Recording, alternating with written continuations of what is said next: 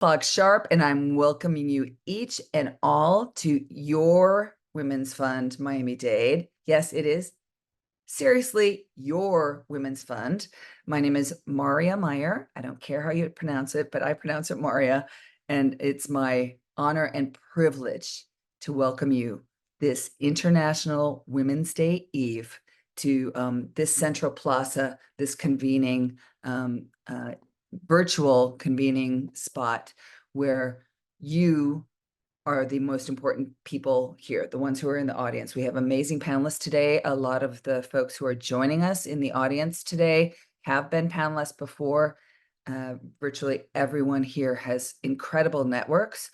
So we're here to leverage. What are we here to leverage?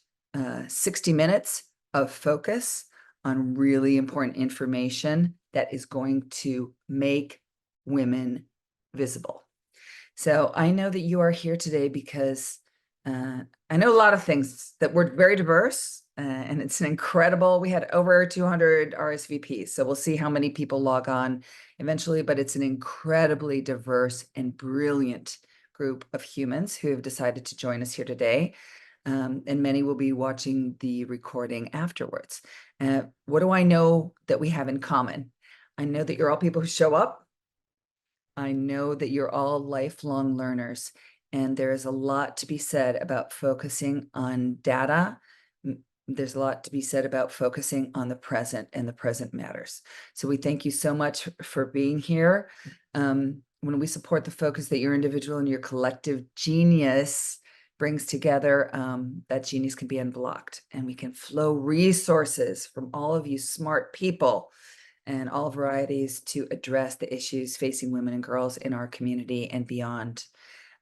So first, let me welcome and thank these powerful men and women who are our board members who really do power this organization. Thank you each and every one.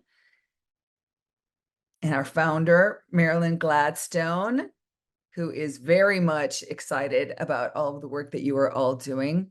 We have offices, many elected officials who've RSVP'd today. I know one was already here. Please do post here and welcome everybody and share your information. We have brilliant community partners, including several who are speaking today, but many who are here who can leverage all of this information with their networks. We thank you so much.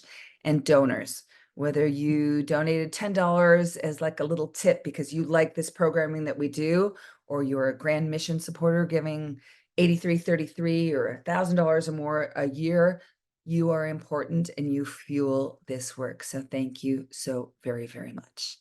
And onward we go to who's really empowering this particular impact collaborative in our economic mobility pillar. It's supported by Kaufman and Rawson in so many ways. They've supported research, public awareness campaigns like this one. It's out right now, running for this International Women's Month, and Equal Pay Day is on the 12th.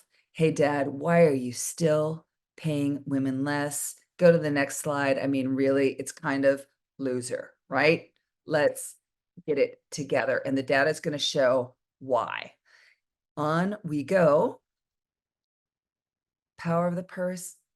Please join us. If you think this is cool, just think of pretty much 1,000 of us in one room focused on women and girls. It's April 26th, and we are at your service. Samantha Santana, post your contact information there, please. We're at your service. Whether you can be a big, can be a big sponsor, and you can get the corporations and the foundations that you are engaged with to support. Or if you want to buy an individual ticket, we are thrilled to be together with you on April 26th. All those folks have already signed up and are already in, but many of you can do that today. So on we go to the very important work at hand. I want to introduce my colleague, our partner in all leadership when it has to do with data and research, Viviana Alvarado Pacheco, to reveal some very important data. Viv, take it away. Thank you so much, Maria. Good morning, everybody. As Maria mentioned, my name is Viviana Alvarado Pacheco. I'm the Senior Research and Policy Manager at the Women's Fund of Miami-Dade, and it is my absolute pleasure to be introducing to all of you this morning the Gender Equity Index 2024 release, which is with the 2022 data. Next slide, please.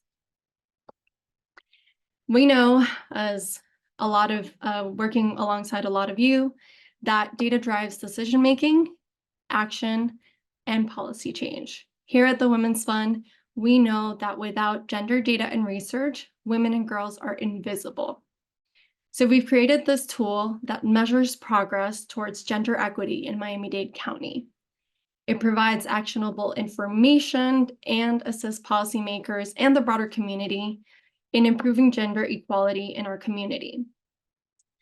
We have policy recommendations at the end, which we hope drive collaborative and sustainable solutions to documented gender disparities. The Gender Equity Index is based on the United Nations Development Program's Gender Inequities Index, and it is applied for the first time locally. It reflects the interconnected challenges that women and girls face within each of the Women's Fund's pillars. So we have economic mobility, health and well-being, leadership, and freedom from violence. Please note that these are gender disparities that we looked into specifically, but we know that racial and ethnic disparities as well drive a lot of this information, but the data was just not available for us at the moment. Next slide, please.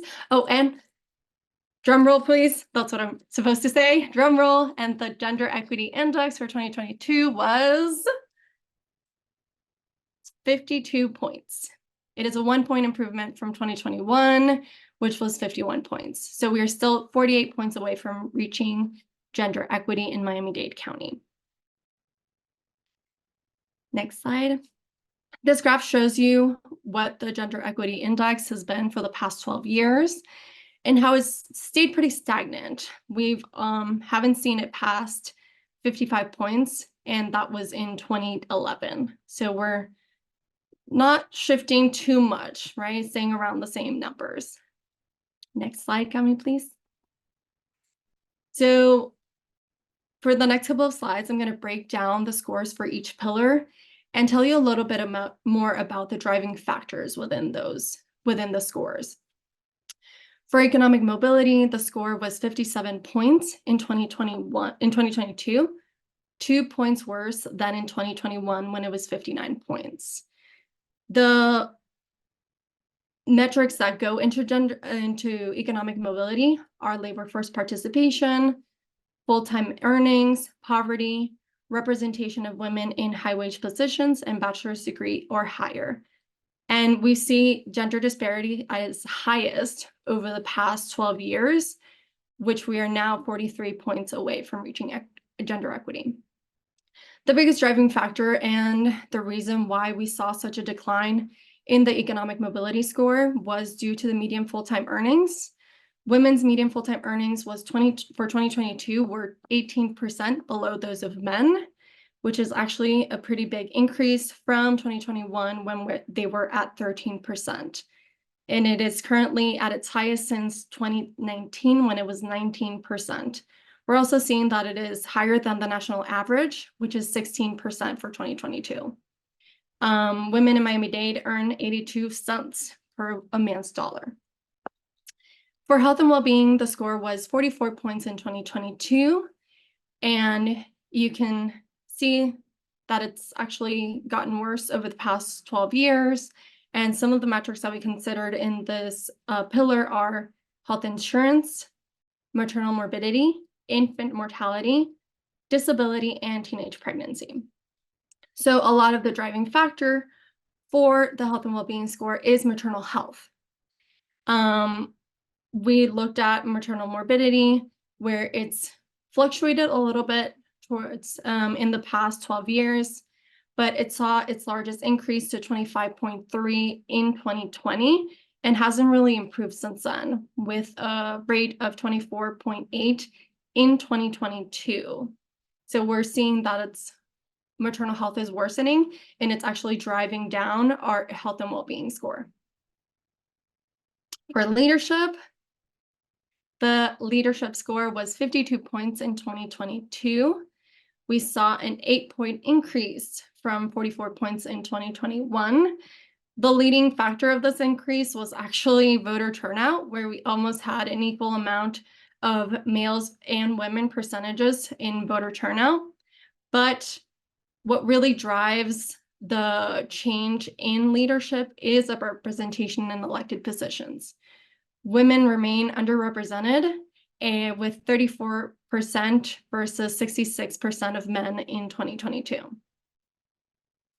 And last but not least, freedom from violence. Our freedom from violence score was 55 points in 2022.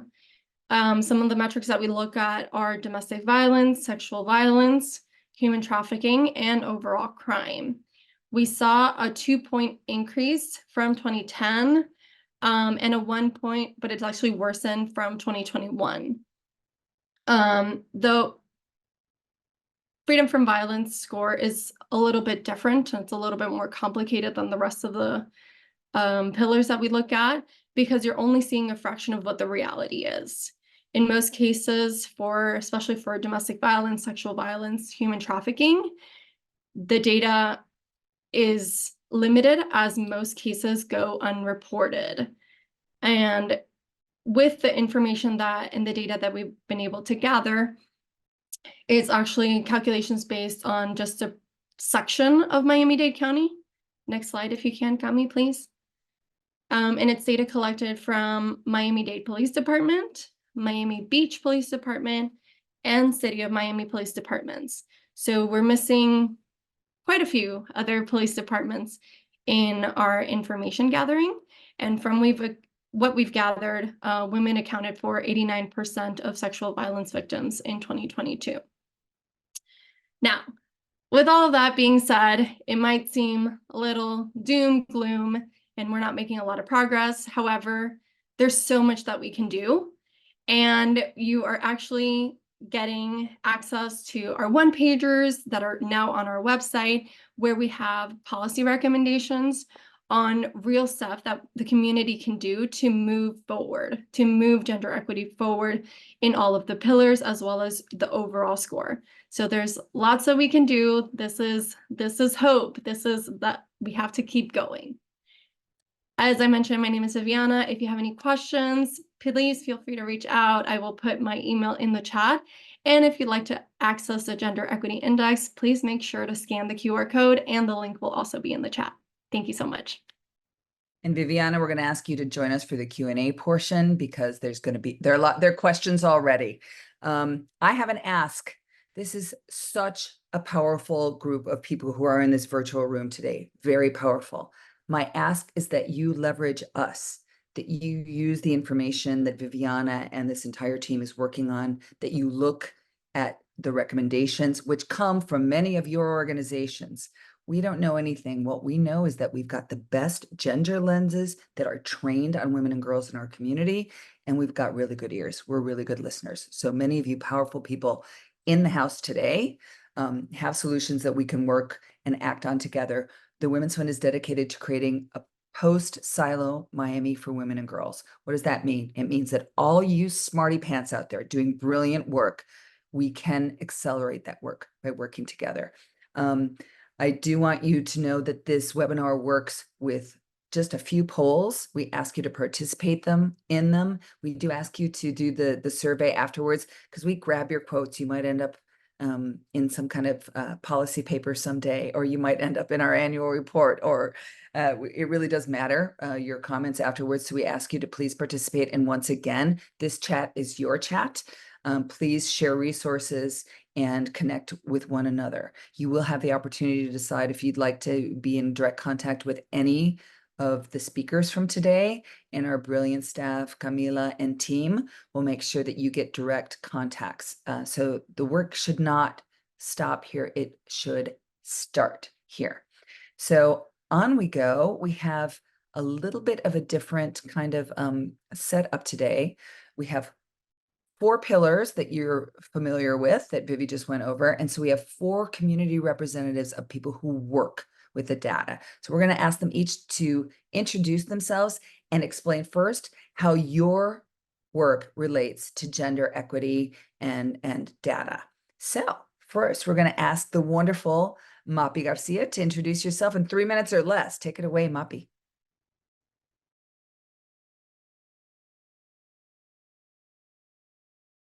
Of course, I was muted. Good morning, everybody. I am Maria Paula Garcia, but I go by Mapi.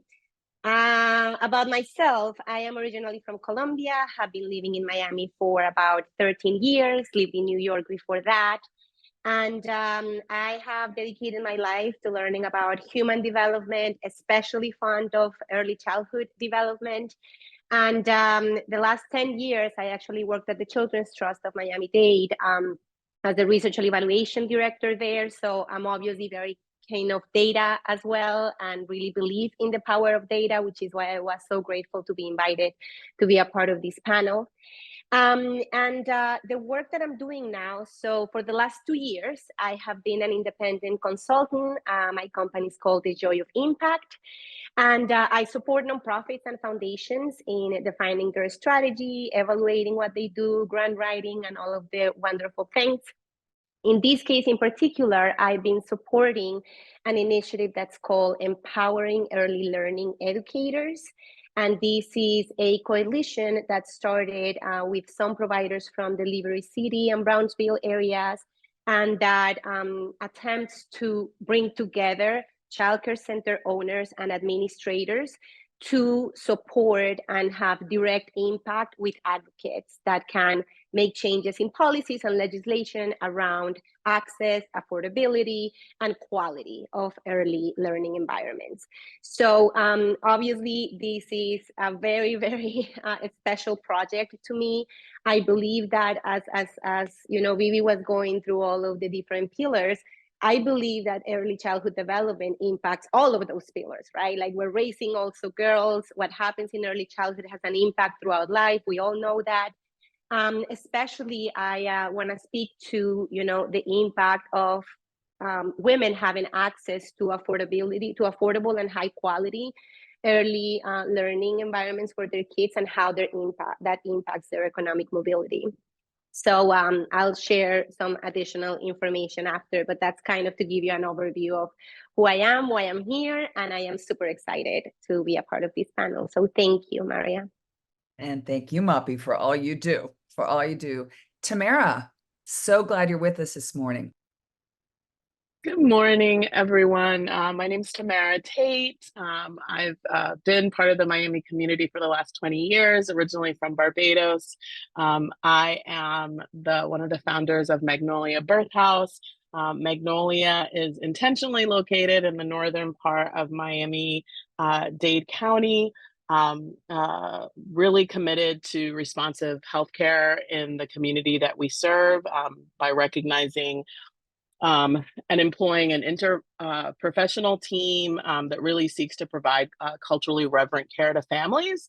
Only 2% of birth centers nationwide are Black or person of color owned, and Magnolia is currently the only by POC-led birth center in South Florida, one of 3 in Florida as a state, and one of 18 currently open and operating in the nation. Midwifery care, care provided by midwives at Magnolia is rooted in the principles of justice and equity, respect for human dignity and autonomy, while simultaneously being informed by the use of evidence-based practices and research, using a lens that really tries to center clients and families. Parenthood has a substantive impact on the lives of women.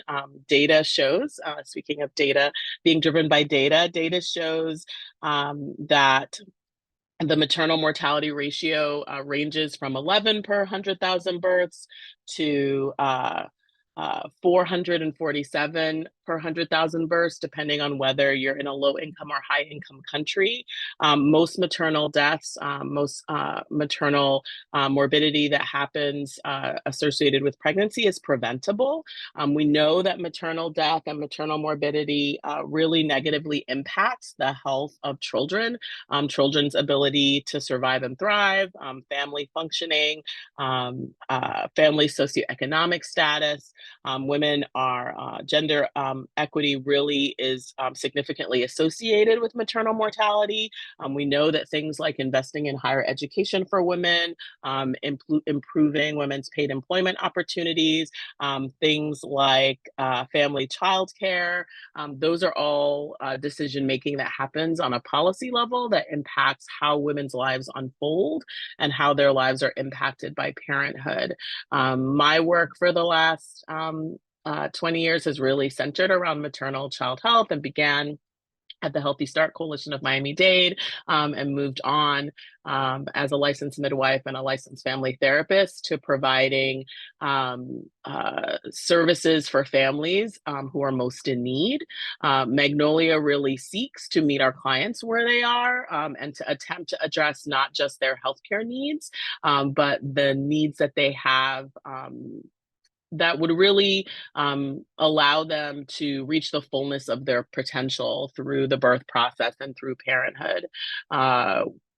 Providing healthcare that is culturally matched and is evidence-based is not a way of providing healthcare that our for-profit healthcare system rewards. And so birth centers like Magnolia, there are over 400 of us all over the country, often struggle with covering the costs of providing the care that we do because value-based payment models are not deeply embedded in healthcare. And so just really wanting to underscore the importance of birth as a point of launching for families and a shifting point in the lives of women and an opportunity for us to support families in that time, having potentially substantive impacts on financial well-being, obviously on health, but also in women's community participation and how that unfolds. And so excited to be here and be part of this conversation, and excited that the Women's Fund is looking at all of these different areas and considers maternal health as a really crucial component of addressing gender equity. Tamara, this International Women's Day Eve, this focus on international data as well as local data, so we can compare and we can see where we're not leading.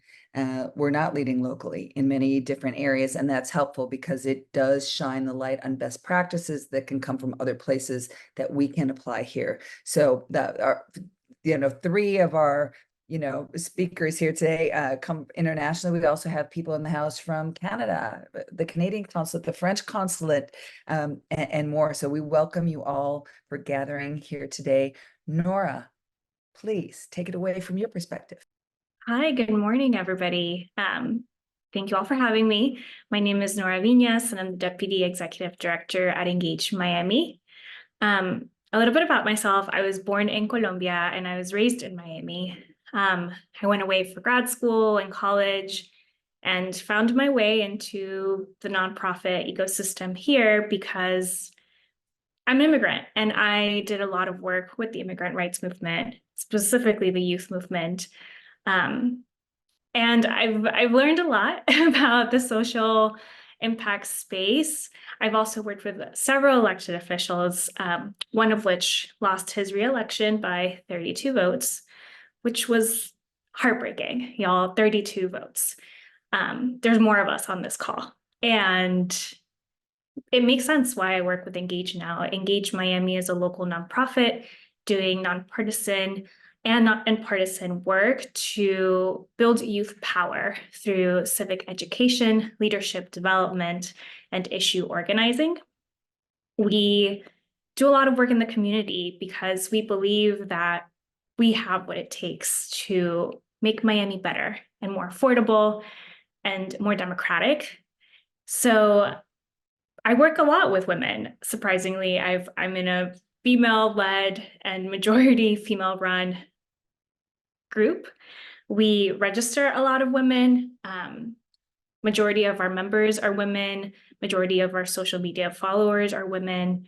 And that speaks to the national trend that women vote and register at higher rates than men, and specifically women of color. They really show up for their communities, partly because they're so keenly attuned to everything that impacts them and their bodily autonomy and the safety of their families.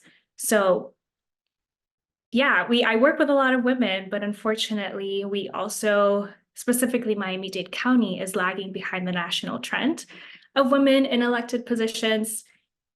Nationwide, women are underrepresented in elected positions, but in Miami-Dade, that number is even higher.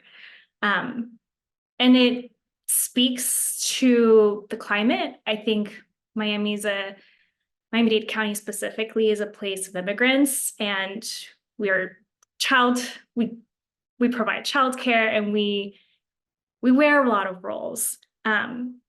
More than anything, at Engage Miami, we know that there is a disparity and a gender gap we're trying to close, and we do that by democratizing information. We want to keep it simple. We want to make sure that whatever is going on in Tallahassee and the state capitol is digestible for you. So we try to make our social media very simple, and we try to give bite-sized information to people to stay engaged in their local community. Every year we put on voter guides because we want to make sure people are understanding that by voting for a candidate, you're really voting on the issues that they're going to vote on and that they should be aligned with yours. So we promote issue organizing and we advocate at the local and state level because we really do want to democratize education and information, because it's complex and intimidating, but we want to do our best to make it accessible.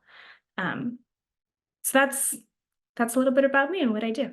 We thank you so much for representing the leadership pillar, and we lean on you. We lean on Engage. The Women's Fund, also nonpartisan. We are very much encouraging people to vote by issues that matter to them. And hopefully some of this data that we learn about today will help shed light on some of those issues. And here to represent leadership in the Freedom from Violence pillar, Amanda Altman, thank you for being here. Thank you, Maria, and thank you so much for having me today. My name is Amanda Altman, and I am the CEO of Christie House. I'm originally from St. Louis, Missouri, but I've been in Miami for just over 15 years. And I spent the first about 18 years of my career practicing law. And about 5 years ago, I took on the role of CEO at Christie House. And for those of you who don't know, Christie House is Miami-Dade County's Children's Advocacy Center. We really have three pillars. The first one is to coordinate all of the child abuse cases that come into Miami-Dade County. So we want to coordinate the services for the kids who have been abused. When we were founded in 1995, our core focus was child sexual abuse. Since then, we've really grown to include child sex trafficking, as well as physical abuse, witnessing domestic violence, witnessing violent crimes, and any kind of childhood trauma. So we coordinate those cases. We bring all the agencies who address those cases, from law enforcement to the state attorney's office to the guardian ad litem office, the state attorney's office, and the DCF, together to really make sure that none of these cases are falling through the cracks, that they're moving through the legal system as they need to, but also that the children and families are getting the services that they need to recover from these traumatic events. And so at Christie House, our second pillar is really mental health and advocacy. And so we provide all of the mental health services that these kids need to recover. And we also provide case coordinators or family advocates to really help the children and the families with anything they might need as they move through the system. One thing we want to do is make sure that the children are going home to a stable and safe environment, because we can give them all of the therapy in the world at Christie House, but if they're going home to an unstable environment, the therapy isn't really going to help them. Our third pillar is then prevention. So prevention education is critical.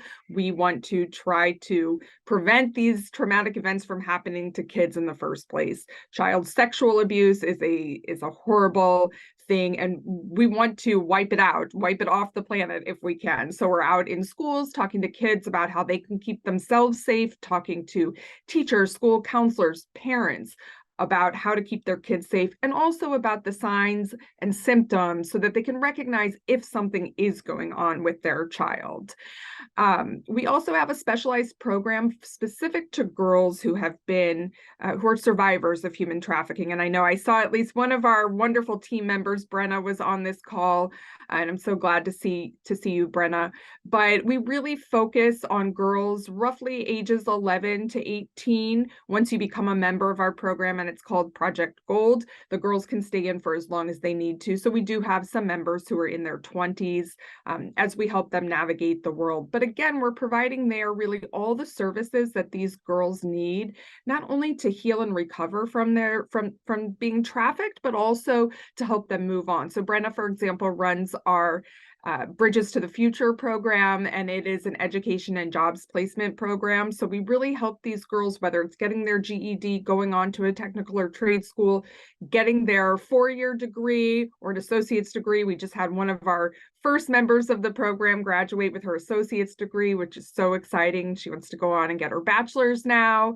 And then we also help them find jobs, and whatever that entails: resume writing, interview skills, how to dress for an interview, and then actually helping them to find placement. So we do a lot. Obviously, freedom from violence is incredibly important to us. We know that it so disproportionately affects women. You saw the numbers. It was roughly 89% of these cases are women.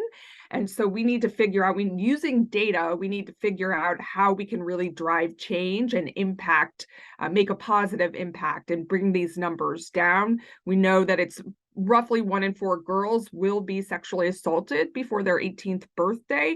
We also know that 1 in 5 kids who log on to an electronic device, and face it, what kid isn't logging on to multiple electronic devices these days, will be sexually solicited. The vast majority of those are girls. We know that at Christie House, the vast majority of the kids we treat, whether it's sexual abuse, physical abuse, or sex trafficking, are girls.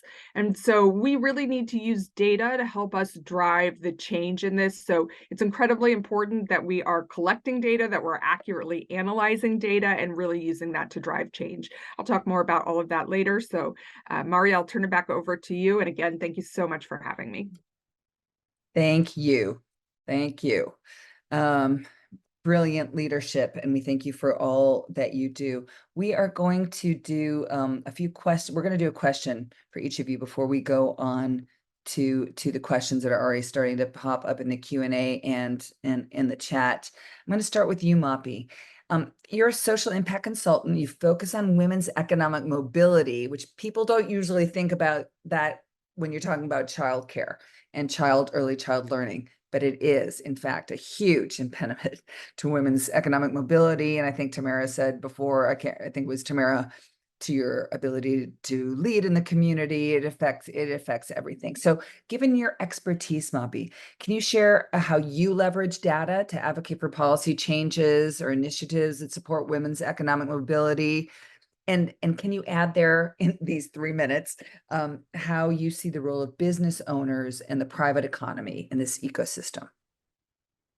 Yeah, so I see the economic mobility issue being impacted by the lack of access to affordable and high quality early childhood education, hitting from 2 sort of place, right? It's like a layered issue. So a part of it is, women not having access to, early learning environments where they can leave their kids, feel safe about that, be able to pay for it. So we see that the cost of early childhood centers is really, really high. In fact, 59% of people in Florida will have to use 10% of their income to pay for childcare. And then we're seeing that the subsidies, because of the increase in the minimum wage in Miami-Dade, access to the school readiness subsidies for families have been increasingly difficult. So a lot of families are losing their eligibility for these services. So those are data points that we're definitely using to empower childcare center owners and administrators, I think this is a piece that's very, very important for us to think about as the Women's Funds, as people who are really interested in increasing advocacy.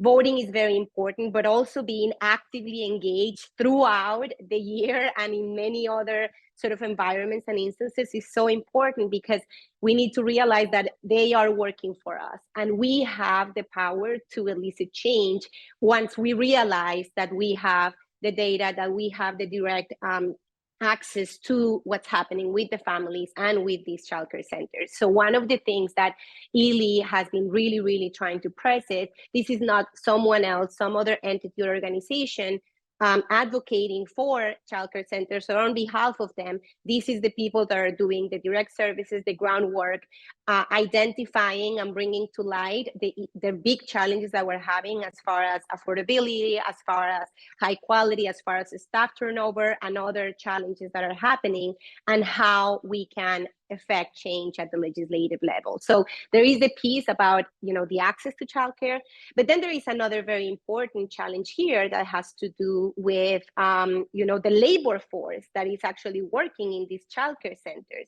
So we see that about 90% of childcare workers are women. And there are very low wages that come with these, positions, because of the same challenges of low funding and the expensive, the expenses that come with having high quality centers. So when we see that we have a labor force that's made out of mostly women, the possibility for these women to grow in their positions, to have professional development, to, increase their wages. If you increase wages, then you're gonna, again, go into the fiscal cliff. So everything is related and interconnected, and finding solutions that really, increase the our recognition and the way in which we value people working in this environment, which again are mostly women and minority groups as well, and affecting change that helps us lay a real foundation for early childhood education and care in Miami-Dade is very important. And you talked about, the importance of business owners being involved. I will say, it's, again, as I said before, early childhood development is everyone's issue. It's not just mom's issue or a family's issue or people that have younger kids issue.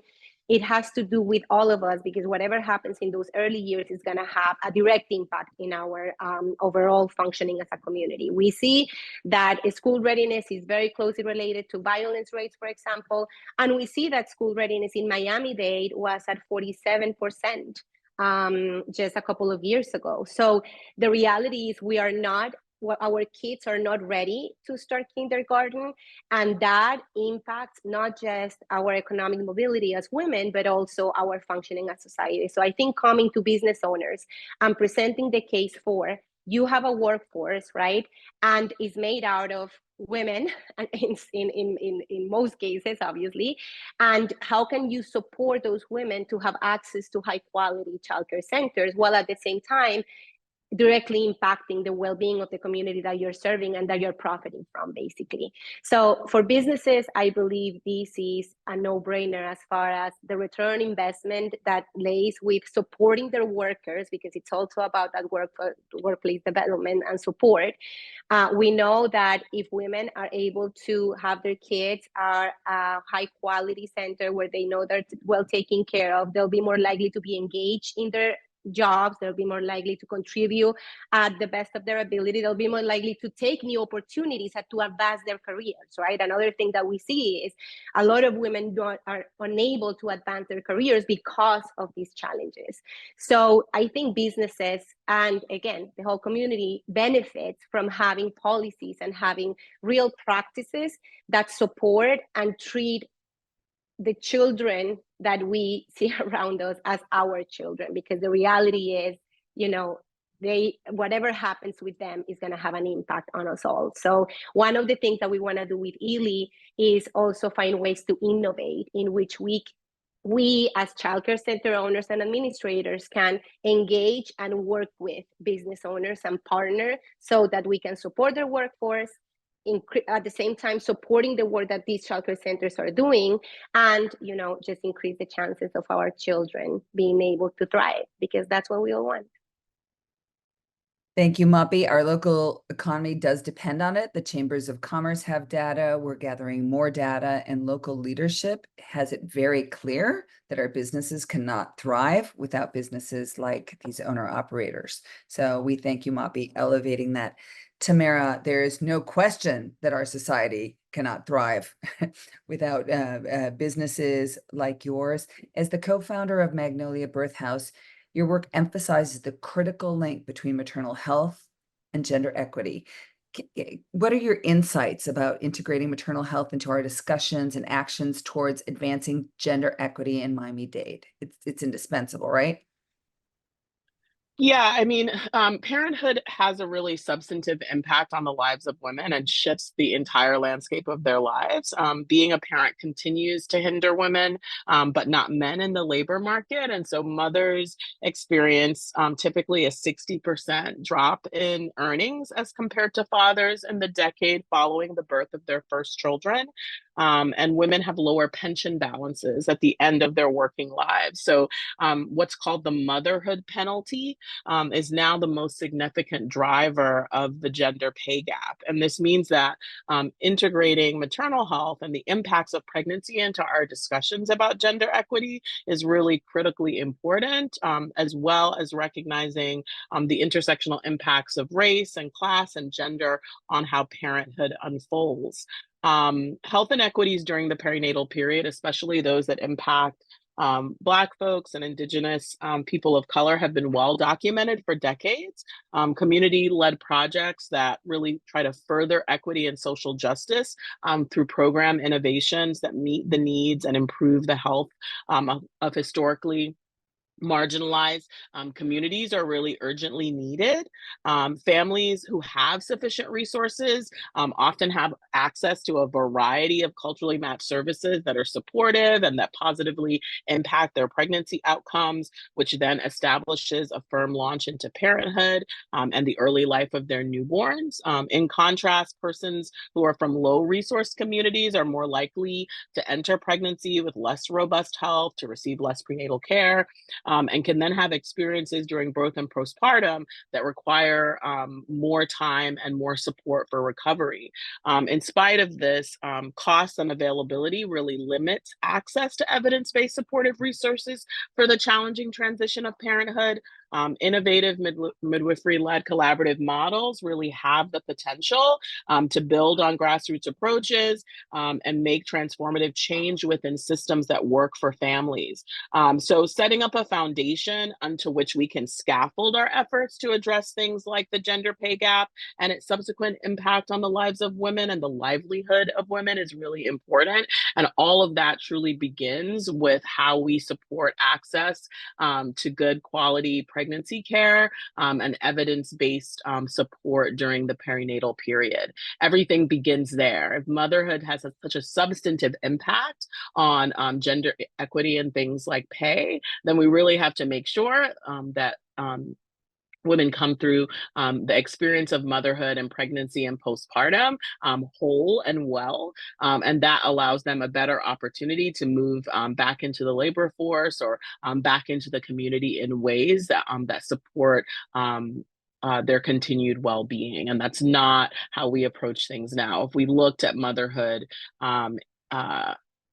with a clear lens on how it impacts the lives of women, then we would start support at that point and try to mitigate those impacts in a more substantive way, starting with health and well-being during pregnancy. Thank you so much, Tamara. Nora, your work at Engage Miami intersects the broader challenges of women in leadership. Right, could you please share your insights on the specific challenges that women encounter when aspiring to holding leadership positions, whether it's candidates, elected officials, or even nonprofit leaders? Where do I start? Unfortunately, we face a lot of challenges. And you guys did a beautiful job laying it out in your one pager. So I'm going to sum it up. I'm going to put them in order, the order I think that really flows. So I think the big one is that we are caregivers. It truly is hard to bear children. Then we have the motherhood penalty, and then we are also the primary heads of households. And what I mean by that, we have to do the house chores and go to work. And more often than not, we are in charge of caring for older parents, for aging parents. So that's a huge challenge. And that sets us back, right? If we stop working, then we're not building wealth, and our lack of access to capital really puts a damper if you ever want to run for office, because it's very expensive. It's very expensive to hire campaign operatives, to run marketing.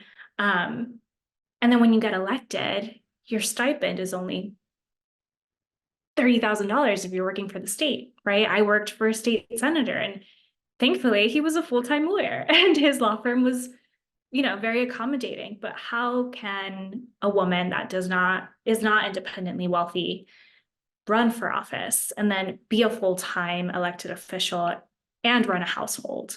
It's really hard. And I can't even imagine what it would be like if you're a first-generation immigrant, right?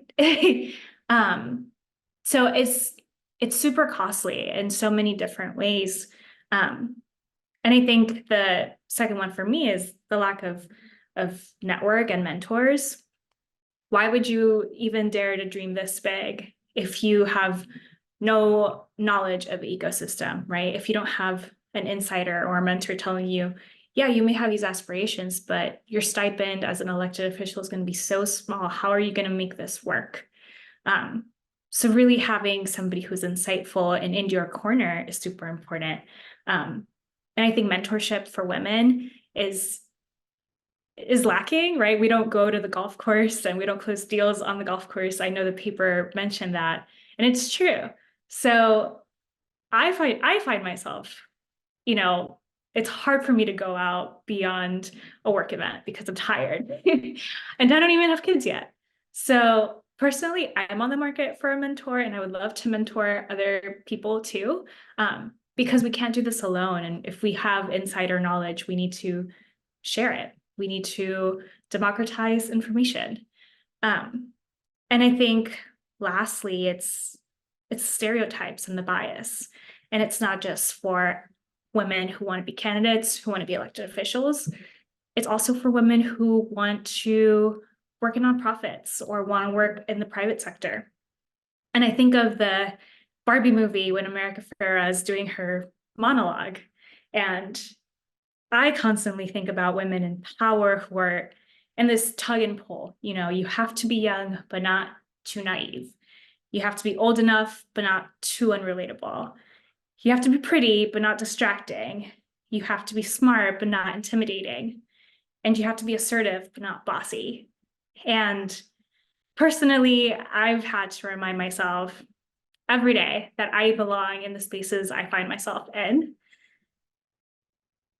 Because I worked really hard to get there, and I've seen some things and heard some things and sacrificed a lot.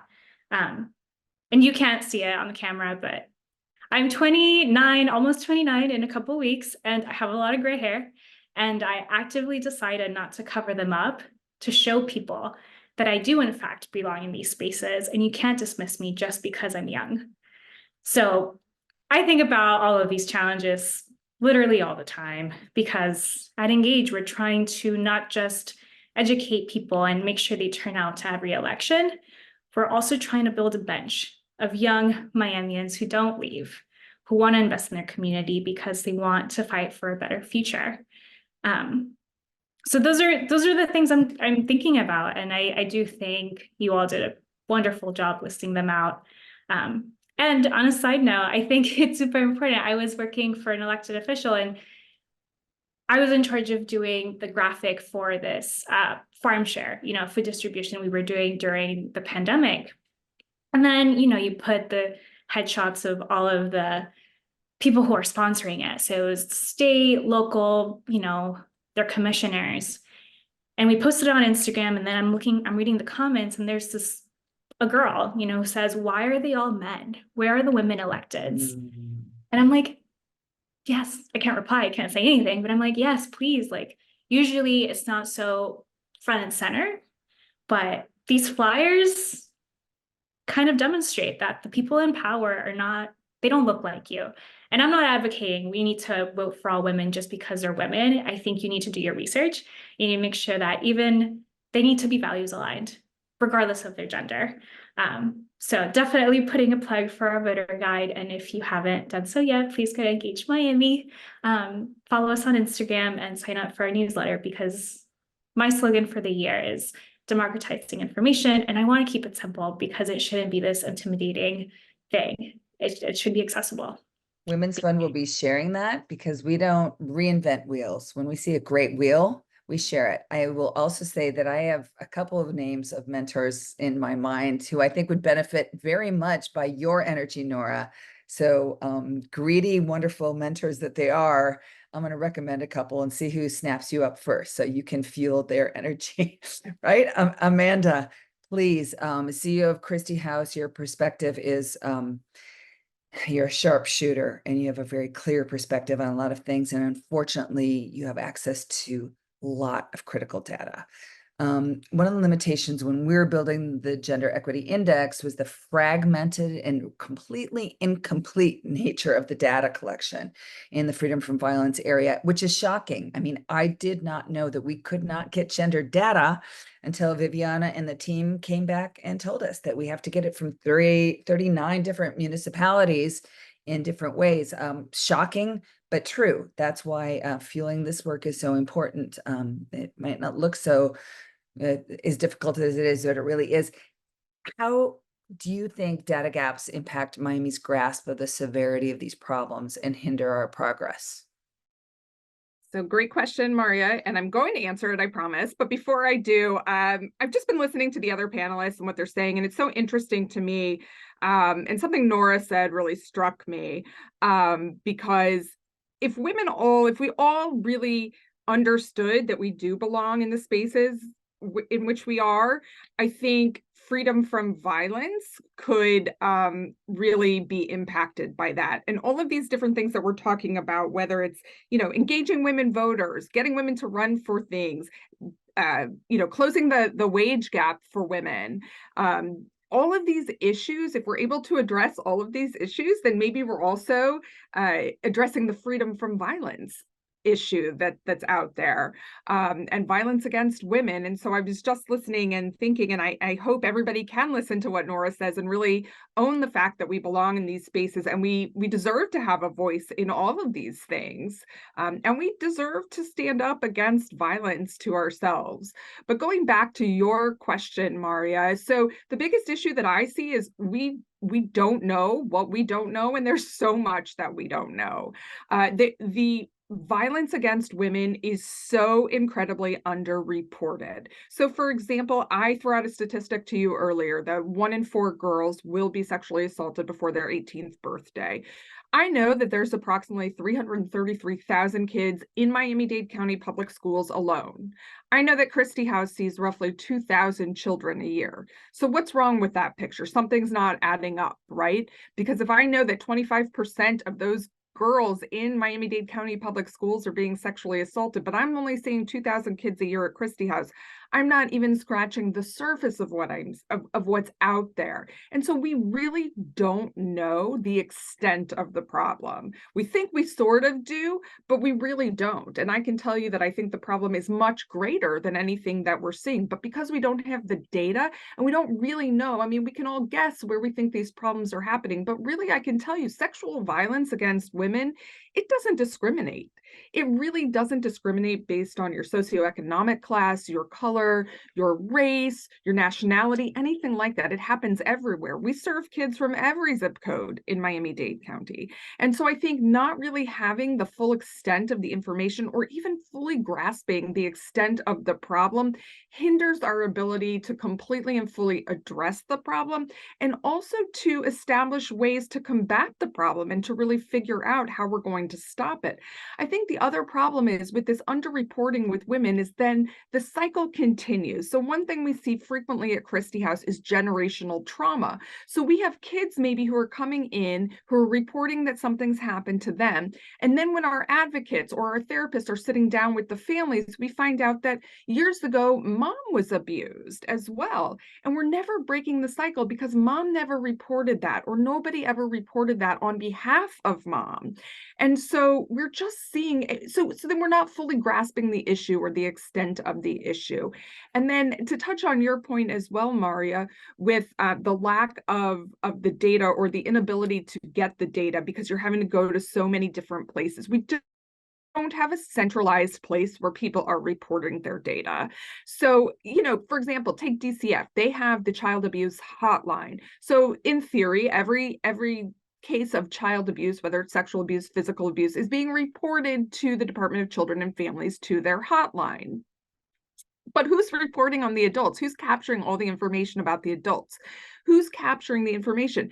It's getting captured when a woman is going to law enforcement, to a police station. But we have something like 37 different municipalities in Miami-Dade County alone. So then who's collecting all of that information from each of those counties? So I can tell you, for example, at Christie House, one of the things we're starting to do now is to really try to capture the information from each of those municipalities, so that when Maria, if you come to me and say, Amanda, I need to know really the extent of the child sexual abuse problem in Miami-Dade County, and then I need to narrow it down to the number of kids who are girls, I'm hopeful that in the next couple of years, I'm going to be able to give you that information. But we're still a couple of years away from that because I'm doing the same thing you're doing. I'm having to pull it from so many different sources.